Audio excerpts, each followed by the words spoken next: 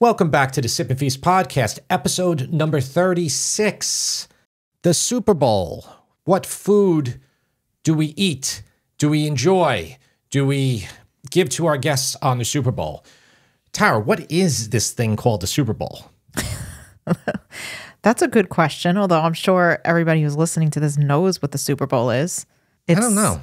The final game of it marks the end of the football season, right? It's the AFC versus the other one. Yeah, versus the NFC champion. Yeah. You could tell I watch a lot of football. Yeah, I don't watch football really anymore either. But what me and you do is not representative of what the country does. Yeah. Football is more popular than it has ever been in the history of the stats. Really? Yeah, it's out of control popular. Yep, out of control. And a big part of that is because of this person called by the name of Taylor Swift. Actually, I heard Taylor Swift is going to the Super Bowl. Yeah, she's going to the Super Bowl because her it's Taylor Swift versus the 49ers. Her boyfriend, Kelsey Grammer, is Kelsey Grammer. You know what? Listen, if you I had to do that joke, but David Letterman is the king of doing this. He's got some new show now. It's like I think it's a podcast. I'm not positive. I saw it on YouTube, but he was talking to someone and he kept saying Kelsey Grammer for the mean Travis. Kelsey. Is it Kelsey or Kelsey? I think it's Kelsey. But anyway, he kept saying Kelsey Grammer, and the person, his producer, was like, "It's Travis Kelsey," and he's like, he kept doing it. That's so funny. But he would always do that in his old, the old days when he was on. He's been retired for a number of years.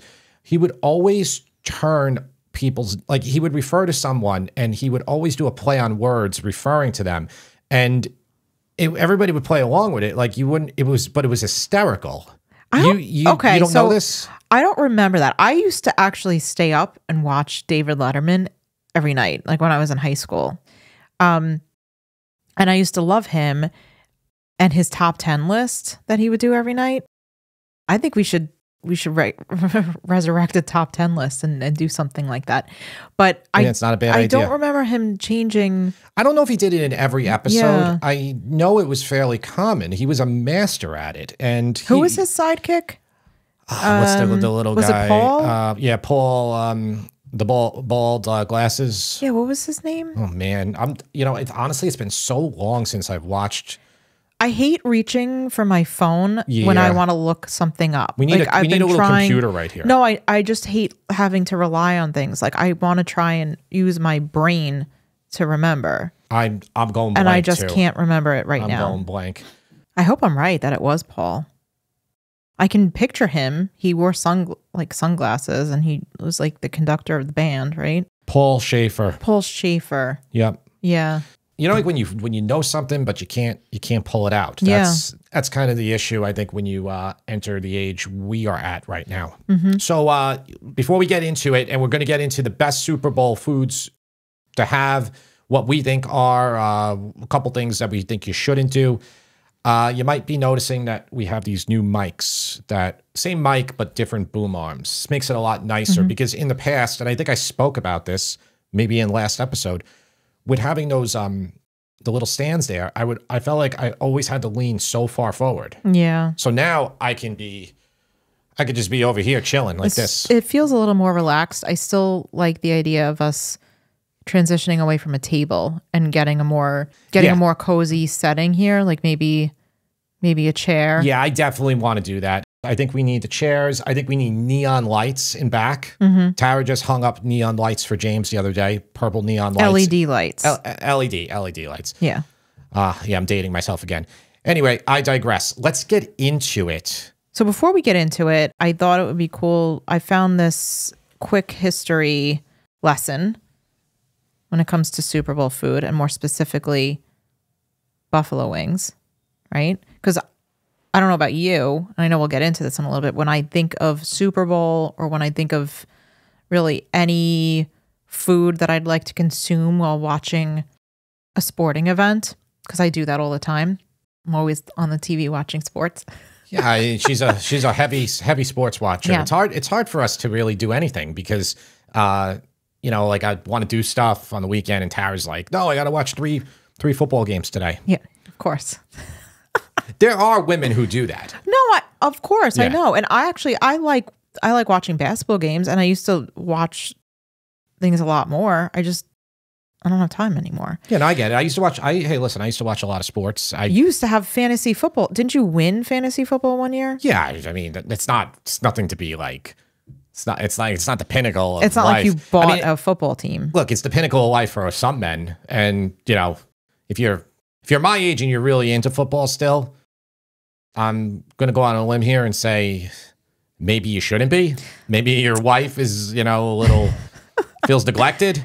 You shouldn't be like winning and running your fantasy football like pool at work. Like that's not like I think it's like when you're in your late 20s, early 30s, like if you're the guy running it, like that's good. normal, But like yeah. if you're in like your 40s and 50s and you're like the head honcho, Hey, maybe you got to reevaluate your life choices. no judgment here from No, me. I'm judging. You're being judgy. I am definitely judging. Okay. So we might have just lost one or two 45 to 55-year-old men who run their fantasy draft league.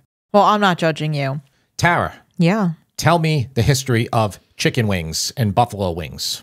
January 15th, 1967, the Green Bay Packers faced off against the Kansas City Chiefs, aka Taylor Swift, in the very first Super Bowl. On that day, few of the estimated 51 million fans gathered around their television sets, realized the profound impact that Super Bowl would have on chicken consumption in the United States. The Packers won the game 35-10, but ultimately the real winner was chicken, particularly wings. In 1967, Americans consumed 32.6 pounds of chicken per capita, typically purchased in whole bird form. Cuts of chicken were a novelty at the grocery store, and there was little demand for chicken wings. But in 1964, the Anchor Bar in Buffalo, New York, decided to turn the typical soup stock staple into a spicy finger food to feed a hungry crowd. Right? Anchor Bar in Buffalo. That's where Buffalo wings come from. For a few years after they served them, wings gained popularity in the bar scene. Then came Super Bowl I, turning them into a sporting event tradition. Since that first game, chicken wings have become a staple of football gatherings and tailgaters, even carrying over into other major sporting events, with the annual college basketball tournaments and the college and pro football season rivaling the big game for wing consumption. In fact, any big sporting event that generates a crowd increases demand for chicken wings. So I thought that was interesting. This is actually from the U.S. Department of Agriculture website, which I'll actually link the article in the show notes. Interesting. If anybody wants to read the whole article, this was just an excerpt. That's the little quick history. I'll give you my little quick history of buffalo wings. So I went to the University of Albany, which is New York's premier institution. And hey, listen, no hate if you went to Albany. That's where I went, okay? This is why I do what I do now, because I went to SUNY Albany. I was going to go to Buffalo, though. And the main deciding factor was the buffalo wing. Because they have tons of places, bars in Buffalo that have great wings, not just Anchor Bar, So the deciding factor was wings, and you decided not to go to Buffalo? No, it would have helped me go to Buffalo because of the wings. So did you not get into Buffalo? No, I got into Buffalo. So why didn't you go? It was too far. That was the reason. I had a friend who was a year or two older than me, and he went to Buffalo, and it's an 8-hour drive from Long Island. It's okay. Not everybody can get into Stony Brook. Yeah, she got into Stony Brook. By the way, Stony Brook University, little quick side note, now is considered the 45th best college in the United States of America. Yeah, so... According to U.S. News and World Reports. To my former colleagues who used to rip on me and call me state school because they were Ivies. Well, it's not an Ivy League go yet. Kiss it. No, I'm kidding. It's not an Ivy. It's not an Ivy, but I used to get...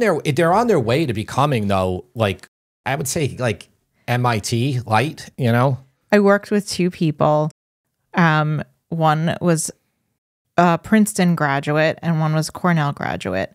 And they liked to rip on me and one other person. The other person went to Binghamton. They used to rip on us and call us state school. State school, It was like, it was in good fun, but, No, yeah. I mean, listen, you gotta, if you're spending that type of money, I mean, the more funny part was for them, funny or pathetic, depending on whichever way you want to see this, they had the same job as you did. And they went to those premier schools. One of them was my superior. Okay. Yeah. Big deal. Yeah. I mean, like, it's not like they were running the company or anything. Yeah. Yeah. Yeah, well, whatever. We live right near Stony Brook, so it's a little source of pride. And yeah, Tara's right. She went there 20 years ago. The only thing I will say, though, is 20 years ago, it wasn't considered the same level of school that it is now. The two reasons it's gone up so much is, I don't know the person's name, but it's a Chinese individual who won the Nobel Prize. So that means Stony Brook gets a lot of international students applying and going. And Jim Simmons, who runs Renaissance Technology, which is one of the largest hedge funds in the world. And he hires mathematicians, chemists, astronomers, all different fields to analyze the stock market and to collect money from exploiting every inefficiency, no matter how small they are. So he hires a bunch of geniuses, and place is right here. It's like right near where we live. But he is he's a donor to the math department of Stony Brook. To Stony Brook. Like there's the park is named after him, right? Or his son. So Jim Simmons' son, I believe, was killed riding his bike. I think. I'm not positive. He had two sons who died tragically. One was riding a bike. The other one drowned, I believe, like on his honeymoon or something like that. But the park, Avalon Park, which is in Stony Brook, near Stony Brook Village, near the Stony Brook Grist Mill over there, kind of in that historic section. He, I believe, owns that park, and the park was made in honor of his son. Yeah. Well, anyway, that's that about that. We want to talk about the things that we want to make for Super Bowl. We also want to talk about why you don't need to order out for Super Bowl. So I'm in a few different mom groups on Facebook, and so many of them are like, where can I get wings for Super Bowl? Where can I get this for Super Bowl? Yeah. I kind of just stay quiet because I don't want to be like, hey, here's my husband's recipe. Yeah. But I do want to say that having had wings at several different bars and establishments in the area, I still think that your homemade wings are better. And homemade seems to just be better in general, especially lately, for a few reasons. Yeah. Right? The first being, and I'm going to let you elaborate on this because you seem to be very passionate about this topic, but it's what I call the delivery service dilemma. Number one, I don't think my wings are as good as a really good fried wing. Stop it. They're better. That's your opinion.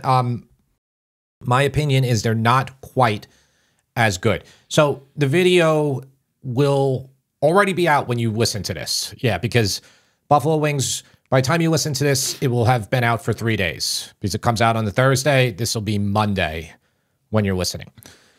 So if you watched it, I did them in the oven. I did 4 pounds of them. The advantage in the oven, you could do a lot of them. If you're frying them, unless you have like a deep fry, like a big deep fryer at home, you're going to be limited by how many you can fit into the batch of oil, though they only take about 8 to 12 minutes when you fry them versus they take about 50 minutes to bake them in the oven. If you have an air fryer, you could also do it too, but it's not going to materially increase the speed over a standard oven, which that's all an air fryer is, by the way. Second part of it, my passion about the delivery places. Yeah, I really don't like the delivery places. I don't like what they do to businesses. I don't like what they do to the customers. I don't like what they even do to their own. Can't even call them employees. They're contractors, okay? The only entity that benefits from these delivery services is the delivery service company. Specifically, they're people that are high up in the company. All right. They're a tech company that exploited an inefficiency. I heard this the other day, Tara, and I read it on a Reddit thread. And they were saying that these companies, now again, I'm just telling you what I heard there. And a good amount of people confirmed it. If you are a business and you don't want to be a part of them, you have to get your name removed because they will add your name. So if I own a restaurant, okay, and whatever I sell, say I sell steaks, okay, I'm like a regular restaurant, and I have some other entrees on the menu. You will have DoorDash drivers come there to pick up stuff from you, or Uber Eats or whoever, and the guy's like, "What is this? Why what's going on here?" And then you found out your name. You found out your name is there. So then you got to call them up to get your name physically removed.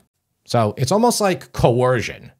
And they say, then you get a sales rep on the phone. They're like, well, why don't you want to be on there? It will increase your sales by X amount of percentage. But the problem is you're going to get all those orders. If you're a regular restaurant, you're going to get all those orders when you have your regular restaurant rush. You don't have more chefs in the back to accommodate a 300% increase in orders. So it's like your place wasn't built for that. Now, if you're a regular, wing shop or pizza place and whatnot, you do a substantial amount of delivery, but still, you're still getting screwed. And again, I'm very passionate about this. So Darden, which is the parent company of Olive Garden and Red Lobster and a few other places, they just purchased Ruth's Chris Steakhouse, $700 million. They are getting rid of lunch in most locations. They're going to change the menu a little bit. Because I was reading the press release from the CEO, and they're going to get rid of delivery services like DoorDash and Uber Eats because they're like, when you order from those places and the price is way higher, the customer, meaning us, you, everybody else, we think that it's higher and that it's the restaurant's fault. So it's giving the restaurant bad reputation. So the CEO's like, we're getting rid of that. And if I owned a restaurant, I would never deal with them. Okay? I would never deal with them. Plus, you're ordering the food from them, and it's an hour sometimes to get your food. Sometimes it's an hour and a half. I've had so many problems lately. I've stopped using them completely, any of the ordering services. It's just... there's been problem after problem. I feel like we should do a whole podcast on this. You can tell how passionate I am about this. I don't want to make it like there's no benefits to them. If it's a disabled individual, okay? If it's a person that is a single mother with young kids, okay? There are examples where it's good that you can get really any type of food delivered to your house. But I think those few examples are not. They're helping 0.01% of the use cases. The other 99.9 are bad. And I don't know. I mean, some things maybe just shouldn't be delivered. Like, I would never want to get a steak.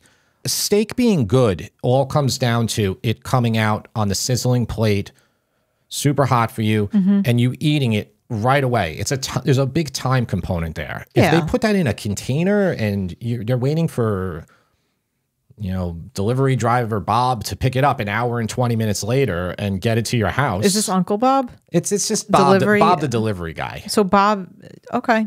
Let me ask you a question. Do you know any other male names other than Bob? Mike. Okay. Bill. Let's go back to Super Bowl. Yeah, let's go back to that. The wings will be soft. Wings. The wings will be soft. Yep. Okay. Yes. I'm sorry. I'm coming back here. The wings will be soft. I'm trying to reel you back in. Thank you. They won't be as good, the wings. They just won't. So if you insist on having to go to a place and get them, I would just pick them up.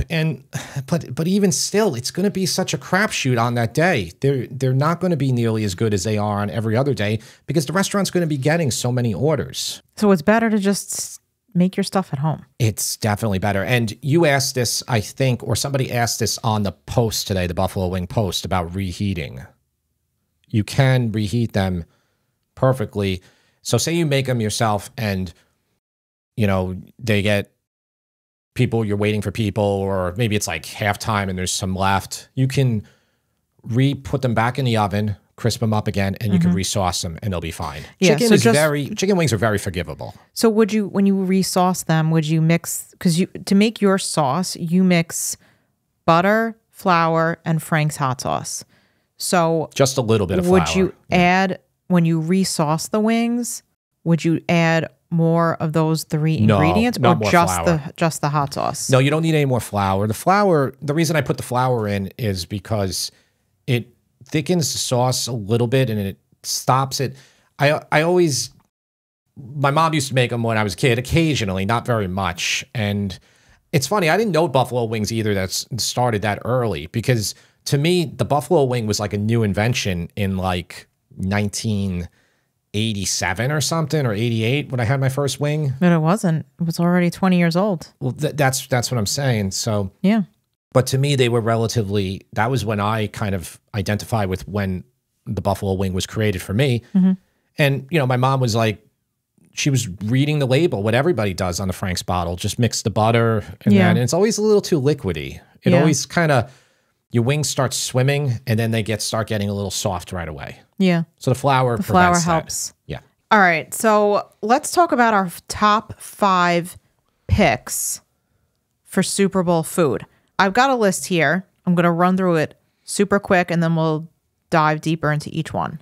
Wings, nachos, some type of dip, at least one, something made with pizza dough, chili.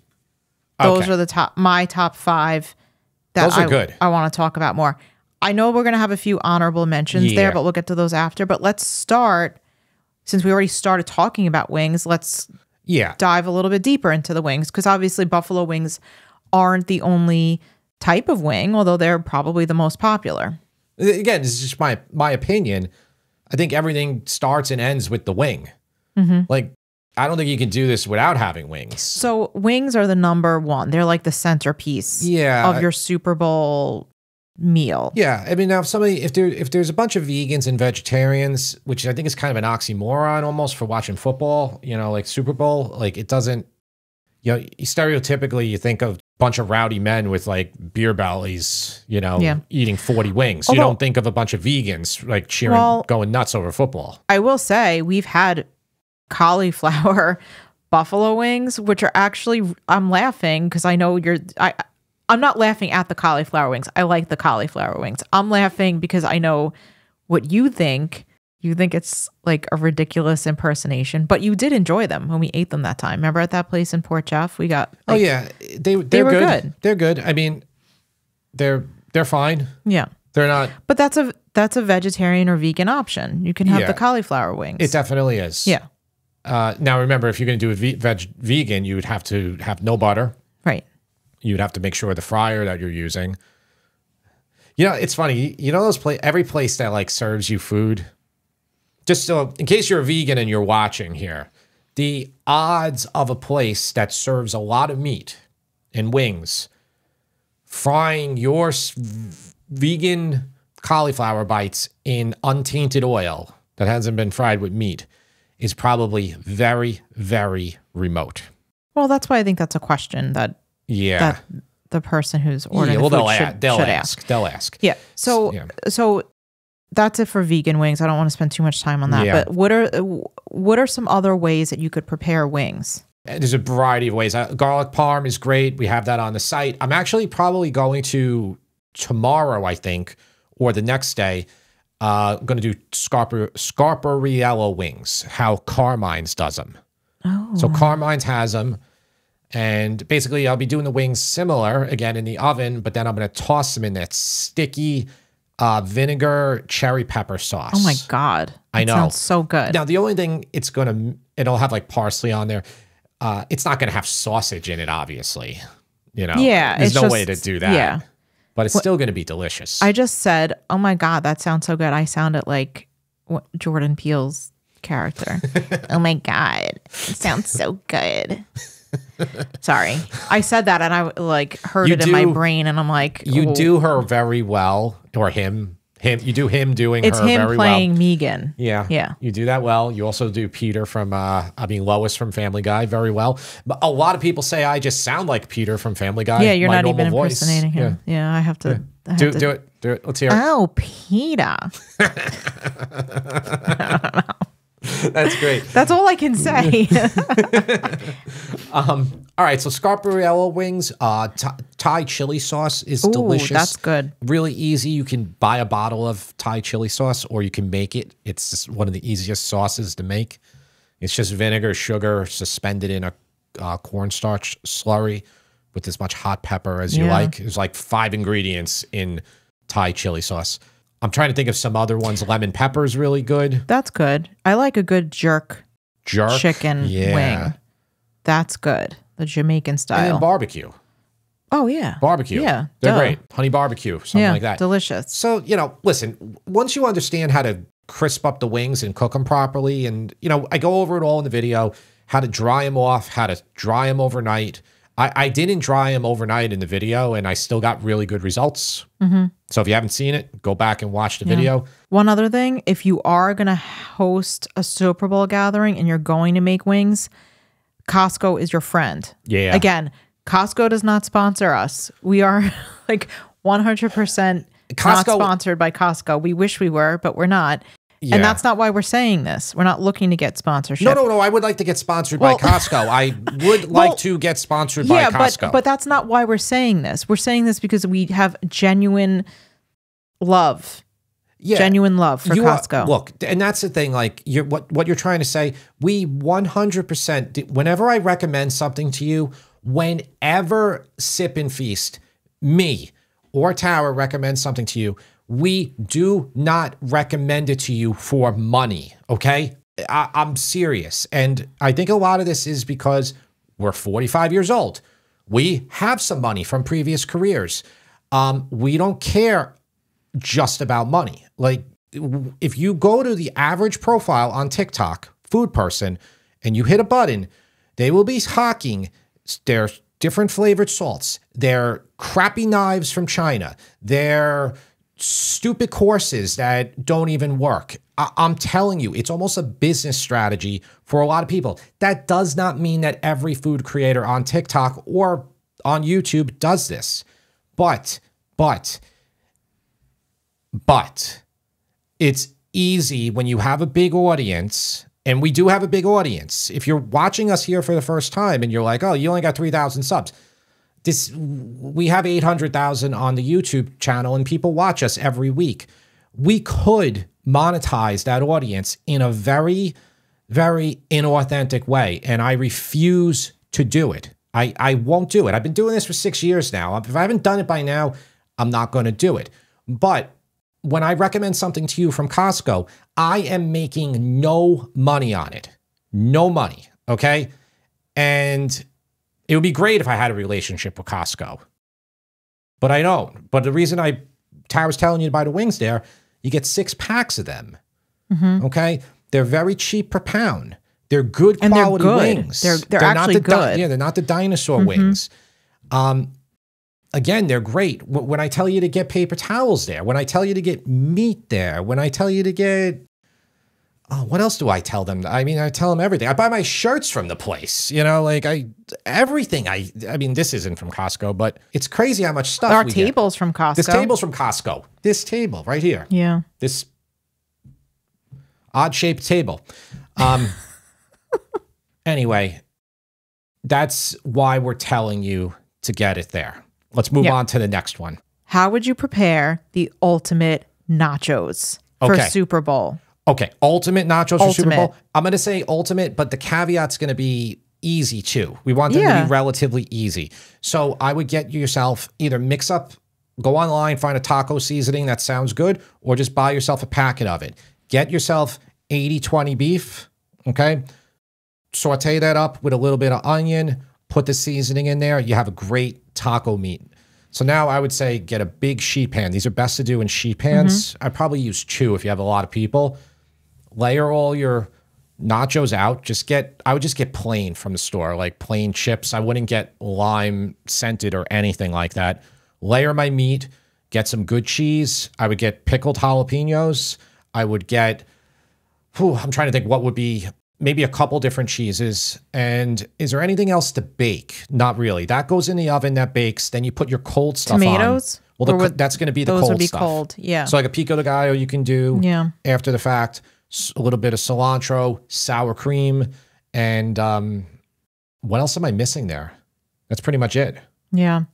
What do you think of pulled pork nachos? I think it's good when it's done right. I've had it when they overloaded it with too much pork, and it was just like too porky. It's just a slop. It was just slop, yeah. you know, because it gets a little wet, you know. There needs to be a good meat to chip ratio. Yep. That's my biggest problem with nachos from places, because I feel like often there's like a bunch of chips that don't have anything on it, and then there's ones that have too much. So I would say for my ultimate nachos, since you're controlling it, since you're the one making it at home, you should like get a good chip to meat ratio going. Yeah, and a good distribution too. Like don't that's what I mean. Yeah, don't load up the meat in one particular area. Yeah, that's what I mean. I mean, you can get really crazy about it and like put like a set ratio on each well, one. that's what I'm saying. I know. Yeah, yeah. Green onion would be good too. Green onion also. Green onion. Definitely. Yeah. There's probably something simple that I missed here. Now, also, if you can't do the ground beef, you could do chicken. Same thing with the taco seasoning. My preference would be for dark meat, but yeah, you could even do a vegetarian and just have the cheese and olives and maybe some sautéed mushrooms if you want it like a meaty consistency. That does sound something good. like that. Speaking of like how I say the dark meat and not the white meat, there's a food YouTuber named Internet Shaquille. He's young. He's really good. He's really good. He makes really good videos. I like his videos a lot. But he has another channel where it's like Shaquille Random Thoughts or something, and he just talks about different topics. And he had someone send in a person who wanted to start making YouTube videos also cooking, and they were like, "Can you dissect my script and tell me what's good and what's not?" And the person was saying like, about, oh, just you can use brisket or chuck or any beef and that'll be fine. And he's like, okay, this is a problem. You can't say use any beef because the person who doesn't know what they're doing will, maybe they think, oh, I can use filet mignon now when you're using chuck or brisket because they're things that take a long time to braise and to get tender versus a filet is tender right away. So then he used the example, when you don't know anything about cooking, or even when you know a moderate about cooking, you will always say that dark meat is worse than white meat, chicken. You only know when dark meat is better than white meat chicken when you've been cooking for a substantial amount of time and you know how much better it tastes and how much juicier it is. It's a trope that is really... It's ingrained. People just want white meat chicken for some reason. And it's I mean, you know, it's dry. Yeah. So I agree, but I happen to be like, when we make a chicken, I always have the breast, and I leave you guys with the dark meat because I just would rather have the breast. Breasts can be good. I think if they're brined, they're good because you're putting excess moisture into them. Yeah. So when it cooks, it doesn't dry out. But no, I think overall, in my opinion, dark meat is the better choice. Yeah. All no, right, I know you feel strongly about that. All right, let's move on to the next one. Let's move on. Jim, what are the best dips for Super Bowl? I'm glad you asked, Tara. The best dips for the Super Bowl are cannellini bean dip. That dip is awesome, and it's so easy to make. You just take white beans from a can, you mix it, put it in a food processor, lemon juice, olive oil, a little bit of garlic. You could also do roasted garlic. Mix that up, season with salt and pepper, serve it with crostini. Super easy, and you can do a big platter of it. Okay, tried and true dip is a spinach artichoke dip. Yeah. All right, really easy to make too. There's a variety of recipes online. They're all fairly similar. But, you know, you can do mozzarella. But go to our spinach artichoke dip. You use the Sip and Feast one. But I will plug ours. They're all fairly similar. I mean, like, we don't put goat cheese in ours, but it would be really good with goat cheese. It would be really good with feta cheese. You could just make a really good homemade ranch dressing and blue cheese. You're going to want both of those for your wings anyway. That's true. So then you could do a big crudité board. You're forgetting, like, the dip of all dips. Tell me. Guacamole. Guacamole is the dip of all dips. Now, guacamole is weird. It's not a dip. It's guacamole. But you gotta put it in the dip category. It's in a dip category because you have to dip stuff into it. I agree. The thing about guacamole, you have to think a couple days in advance. If you're going to the supermarket and the avocados are all hard as a rock, not so good. So you got to kind of buy them You know, hey, you might be a professional avocado eater and you might have it down to a science, you know? Yeah. Back in 1980, and I know this because my memory is like a photograph, okay? In 1980, no, I just read this the other day. Like the average consumption of avocado per year in the United States was like 0.7 pounds. Now the average American consumes, I think, 8 or 9 pounds of avocados. Mm-hmm. I believe that. You're saying that's still not a lot, but yeah, because your 50 pounds is balanced out by the people who eat none. Don't eat any of it. Yeah. But overall, if you took the whole population of the United States, it was under a pound per person. I think my mom was one of the main avocado eaters. She would make avocado toast before avocado toast was even a thing. In fact, she told me that she used to take avocado sandwiches to school with her, and that's what she would eat. My mom is 68 or 6. She's going to be 69 this year. Sorry, Mom, I'm like drawing a blank. Yeah, and I don't know, Linda. Tara's the one who should know. Yeah, but no, she's been eating avocado since way before it was trendy. So she was one of those main consumers. She was a pioneer. She was in the avocado world. Yeah, she was a pioneer. Yeah. You know who has an avocado farm? What's his face? Who's Magnum PI? Yeah, Tom Selleck? Tom Selleck has an avocado farm in California. Really? Like a 500-acre avocado farm. Okay. Yeah, he was growing and eating avocados before they were trendy as well. Interesting. That's right. Didn't know that. I know you say wings are like the king of Super Bowl. Wings are the king. Wing king. Yeah. But what about stuff that's made with pizza dough? Like stromboli, calzone, pizza. Yes. Right? Definitely. So what are some of the things that are Super Bowl friendly? Okay, skip the calzone. Too messy. Skip it. All right, don't do it. Save that for your first date. Yes, your first date. Yeah, yeah, we talked about that when you said she was going to leave me. Like, that was it. She was like, I'm out of here. Who is this guy with cheese running down his face and everything else? I don't know. Yeah, don't do calzone. Do a pepperoni pinwheel or any type of pinwheel. You can put anything you want in it. You can put any type of meats. Stromboli is great too. Those two are awesome because you can make them small portions. So each person gets one. I would probably skip the grandma or Sicilian pizza. I would 100% skip a regular New York round pizza. That means you have to be there the whole time watching it, waiting for your oven to, your pizza steel to gain back temp again. Do not do that. What about if you make a grandma pizza before your guests get there and then you just reheat it? Yeah, I could see that being really good. And you don't have to cut it into the large squares. You could cut it into smaller slices. You're right. The only one, honestly, Tara's right. The only one I wouldn't do would be a New York round pizza. Like a standard New York pie, I would not do. Mm-hmm. And if it's just you and your family, like maybe it's just 4 of you, like if it was just the 4 of us having the Super Bowl thing, you could do a cast iron pizza. Yeah, cast iron is the one that I like for beginners. It's kind of beginner, like proof.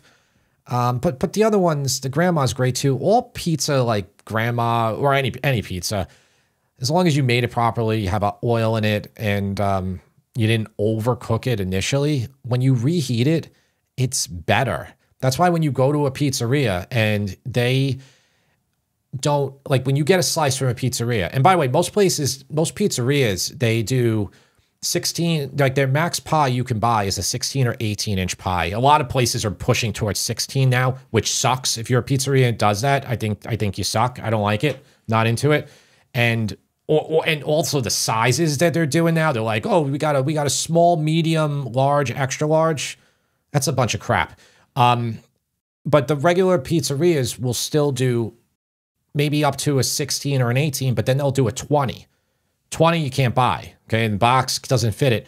But that 20 is for slices. So they make all their pies, stick them in the glass, whatever. So when a customer comes in, they're like, oh, I'll take a slice of pepperoni. I'll take a slice of artichoke. I'll take a slice of eggplant rollatini or whatever. Those slices are bigger. And so they can charge more for them. Yeah. So, and it the customer gets it and they're like, this is amazing. And then, if you order a pie from them, you'll notice it's always smaller. So. Yeah. There's nothing wrong with doing that. Again, this is just Jim's opinion. Who the hell cares what Jim thinks? But like the ones that are doing those medium and smalls, I'm not into at all. Yeah. How do you feel about that? Yeah, I guess I agree. I feel like a normal pizza is what, 18? 18. Yeah. Like you're confusing the customer. Yeah. You're making it's called the paradox of choice. You're giving them way too much choice and they don't want it. When they order a pie, they just want a pie. That's what they're expecting. Yeah. All right, Jim, let's move on to number 5 on our top 5 picks for Super Bowl. Chili. Chili is awesome. This is one of the best ones that you can make. If you have a bunch of people, I would just say get some like disposable like bowls, like little bowls. That's like when I went to New Orleans and during Mardi Gras and I had Etouffee? red beans and rice and also gumbo. They would serve them in these little paper bowls and you just get it and then you eat it and then you'd be done with it. Those are the type of bowls you want for chili. Make your chili a day, 2 or 3 days in advance and it will be the talk of your Super Bowl party. Everybody will be probably more into that than even the wings. And it's simple because it's done for you then. You just have to heat it up on the stove when you're ready to go for the Super Bowl. And any chili is... Any chili. Yeah. Yeah. Use the chili we have. We just did chili Colorado, which is great. That's done with chunks of beef chuck. But then we also have a regular, more standard northeastern chili that has beans in it. That one's been on the site for a while. We also have a chicken chili with poblano peppers. Like it's like a green chili. Yeah. I'll keep making chilies. I'll do it. I can make a whole website devoted to chilies. So good. That's how much I love chili. They're good. And they're good because you can make them ahead. We talked about our top 5. I know that there are some that didn't make it to the top 5 list, so we want to name them as honorable mentions. So some of these you mentioned. Sliders. Good. I like them. Do you want me to just name them? Name them and I'll talk about one or two. All right. These are our honorable mentions that didn't make the top 5 list. Sliders. Stuffed potato skins. Good. Brats. Italian hero. Ribs. Pigs in a blanket. Okay, these are all awesome, and they all can be divided into smaller pieces. The one I'll talk about will be now. You can do the Italian hero this way too, but I mean it's not really the same thing. If you get King's Hawaiian buns, which from Costco sells them, but other places have them too. You can take like a big bread knife and you can just cut the whole top. So you turn it over. Then you could do your ground beef, cheese. You could do Italian cold cuts. And you can make all your sandwiches that way. I actually, when I used to make stupid TikTok videos like a few years ago, I made, remember when I made the ground beef one? It's like, I can't stand the platform. And by the way, I say that, but we are putting up clips of this podcast on there. But it's just, you know what it is? It's on that platform. It's called attention. So you are trafficking in attention. So that means you must get the person's attention in the first, not 2 seconds, but the first quarter second. YouTube, when you make a cooking video, 15-minute cooking video, you got about 3 to 5 seconds to get people's attention. So I'll put up the picture. I'll say, today we're making blah, blah, blah. TikTok, no. The whole thing, everything needs to be done in 30 seconds, 60 seconds. You obviously don't learn a thing on there. It's just filled with false hopes and dreams. You know, you watch like a cooking video and you're like, that looked so easy. Well, it wasn't as easy as making it in 30 or 45 seconds, you know? So that's the thing. Yeah. That's what we struggle with over there. But I did those sliders. It got like 1 million views and people were like, this is the best ever. This is insane. I also did a dumb grilled Italian hero sandwich. And you know why that did well? Because Sammy was in it. And we both like took a bite of it in the screen. Oh, you need to do that bite. I hate that bite, shoving the nostrils in the screen. Oh, man. I'm so old, right? I'm so old. Like, I can't do that. You're like, you're being a curmudgeon again. You know what? Look, let's take this to its logical end. Okay, so people aren't, like, we get them in the YouTube, in the cooking videos. Oh, too long. You know, bro, you're taking forever, bro. Okay, so that person's basically implying I can only listen to 30 seconds. Okay, so let's take it to its end. Why stop at 30 seconds? Let's do a 2-second video. Let's do a 3-second video. You could. You know? Yeah. Well, you're not going to really learn anything. You're not learning anything. You in might the 30 be like second mildly video entertained. You're not learning anything in the other video. No, the other videos, I agree. The TikToks are made of quick editing tricks. They're like take an onion, throw it on the table, boom. It's like it's already sautéed. Yeah, you know. Anything else you want to add? Otherwise, we'll move into questions. Let's move into questions. Okay. This first question is for me. From you? Well, no, not from me. Oh, for me. Oh, I was like, Tara's asking me. Yeah. My question from me to you is: can you please I read it? Shut up. Can I read it? Yes. So this question is for Tara from Patricia.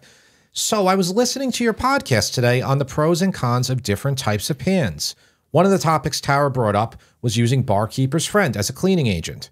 She recommended the powder form, which I have used before to clean the scratch marks from my porcelain sinks before I got a granite sink. My question for Tara is, what do you use to scrub with? A non-scratch type of scrubber, an SOS pad, a dry paper towel, which I have used. Also, what do you recommend using to clean a porcelain-coated cast iron pot, like a Dutch oven? I usually use a product like soft scrub and a dry paper towel, which usually works well to remove anything that is stuck to the pan, but the bottom of the pans are so discolored that nothing gets them clean and white again. Please help. Yes. So, and you can jump in here too, but since I'm the main cleaner in this house, I'll answer this. So, first of all, Patricia, when I am using the Barkeeper's Friend, the powdered version, this is what I do. And honestly, I think this actually might be a good TikTok video to film, is how to use Barkeeper's Friend. So this is what I do. I will take a regular sponge, like one side is the soft sponge side, the other side is coarse, right? We get them from Costco.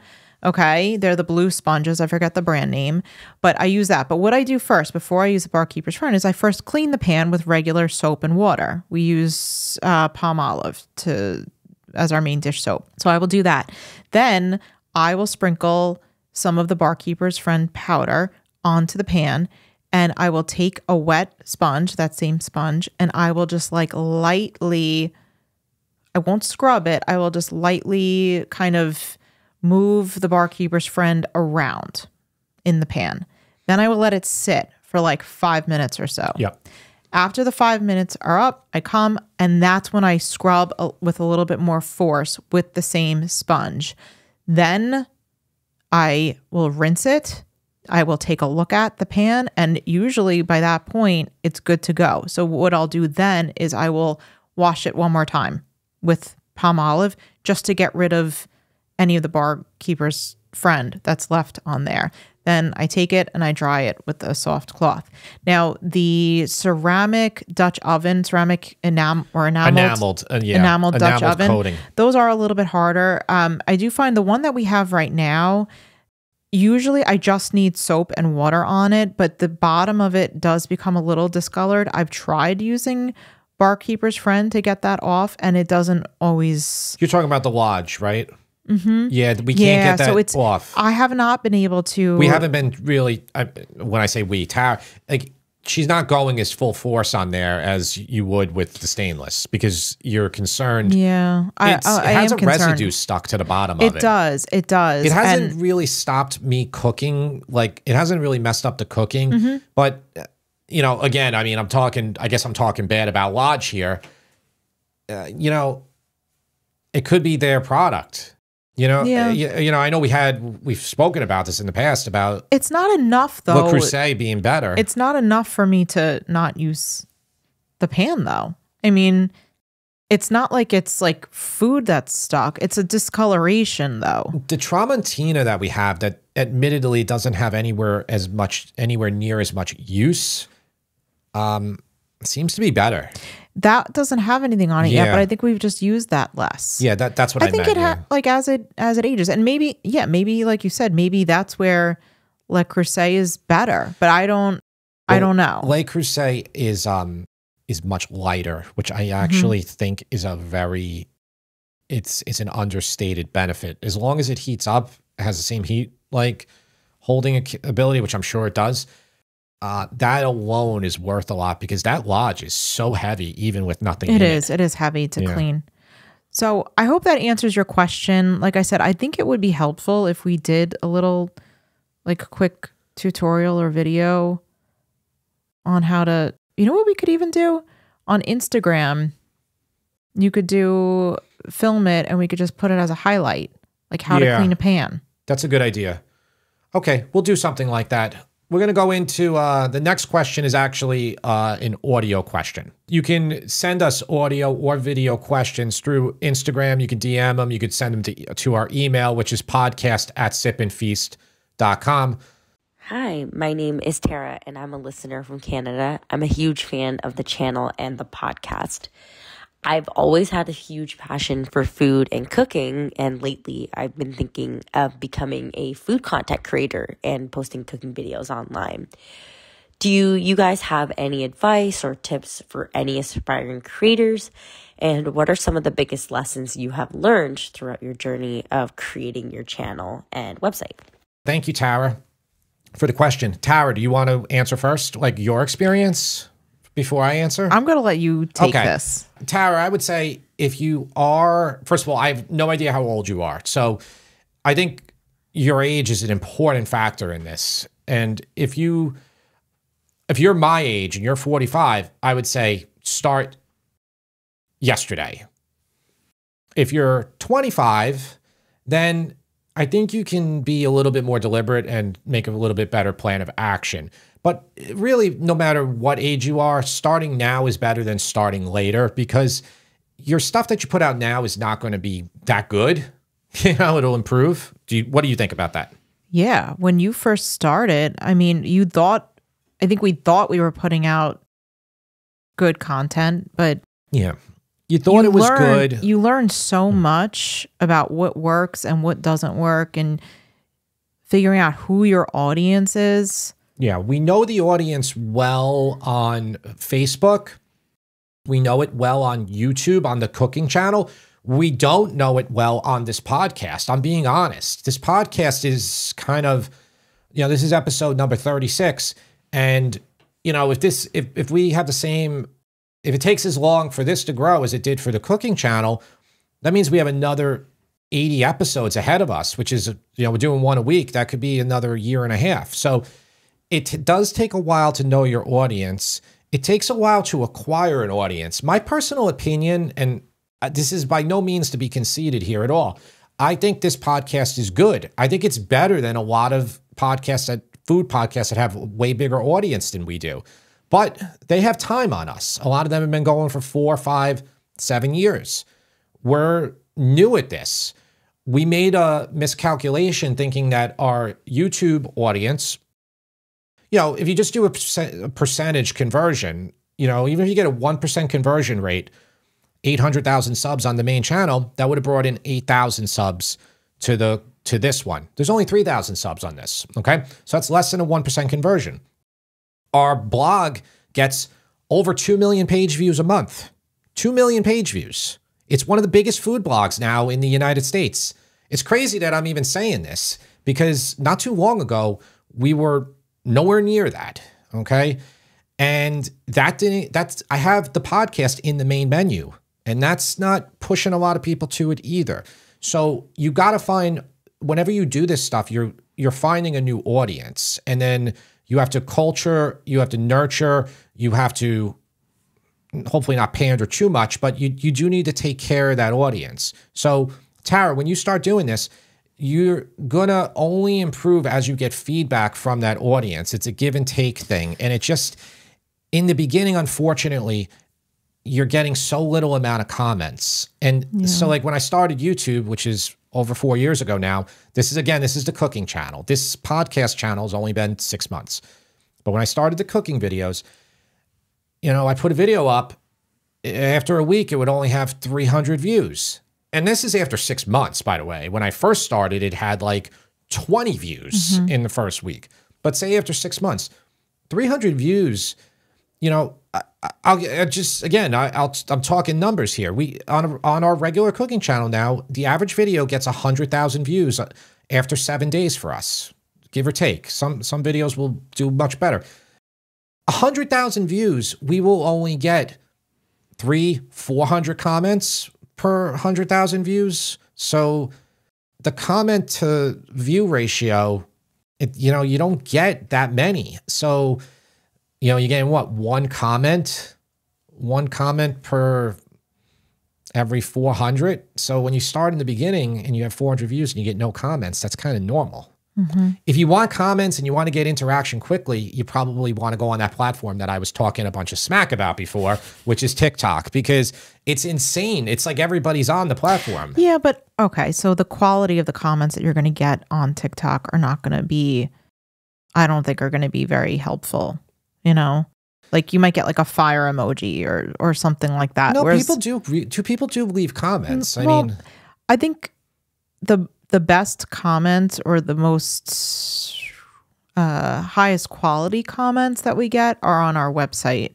By far. People who comment on a website now, it's like, this conversation I could do not one episode on. I could do a whole 50 episodes on this. But, when you're getting a comment on a website, that's more work for the person to do. Also, they know when they put a comment there that there's not going to be other comments to them. A lot of YouTube comments and TikTok specifically, people comment so they get somebody else to comment on their comment. That's right. They want to engage in a conversation. That's the thing that a lot of content creators don't get yet. TikTok definitely gives a lot of that to people very quickly. So that would be the place. As far as getting like stuff that's very good, I think you can build a great audience on TikTok. I know I was talking bad about it before, but there's like legit stuff on there. And by the way, TikTok you could post a 10-minute video now. So it's not just made up of 30-second videos. All right. So I'm kind of taking back a little bit with what I said before. If you want to do this though, Tara, and I think you're kind of going more with the YouTube route, I would make long videos. I would have no expectation. I would try to, this is kind of like a really cliche, but I would do it if you really love it. Because if you're doing it for money, you're going to burn out and you're not going to be able to do it. When I started doing this, I didn't tell one friend that I went to college with. I don't even think I told my parents for a while. And I didn't want anybody I knew who had any connection to me from like my past lives and stuff to know about it, because most people want you to fail. Okay. That's just how it is. And then like when they start finally contacting you after a while, it's probably because you're doing well. And now they're a little jealous. They're a little bit like, oh man, like what's going on here? Like, is he going to make it? Is she going to make it? Like, it's kind of the nature of things. So it's just, I recommend don't tell anybody. I recommend if you have passion to do it. And I recommend to have zero expectations. You might surprise yourself and you might become amazing at it. I have one more recommendation, and that is to try and identify a niche or niche that you can really focus on. Because if you're kind of all over the place as far as recipes go, it's going to be harder. Yeah, there's two schools of thoughts on this. I did, just Italian American food. Basically, the first 3 years was just that. Then I did a couple other recipes. Now I'm kind of really, I'm pushing out now. Like there's going to be Chinese food coming up soon and stuff like that. Two schools of thought. Some of the biggest creators, they just did everything like whatever they wanted from the beginning. But they're kind of the exception. So I don't know if I would, I think it's going to be harder. I definitely think if you're skilled in something, I would start there, and I would just, again, that's if you're like, if you're good and you got the skills. If you're on like a journey and like you're learning as you go and making videos, then I think it's fine to do whatever you like. Yeah. Hope that helped a little bit, Tara. It's supposed to be fun. It is fun.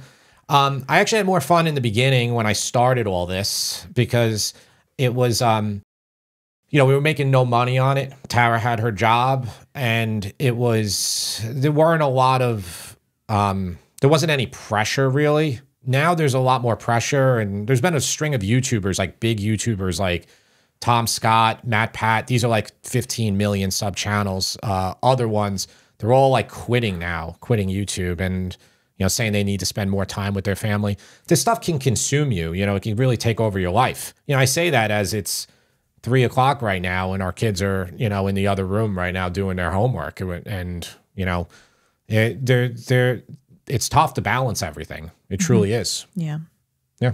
All right. We're going to leave it on that. Podcast at sipandfeast.com. We will see you next time.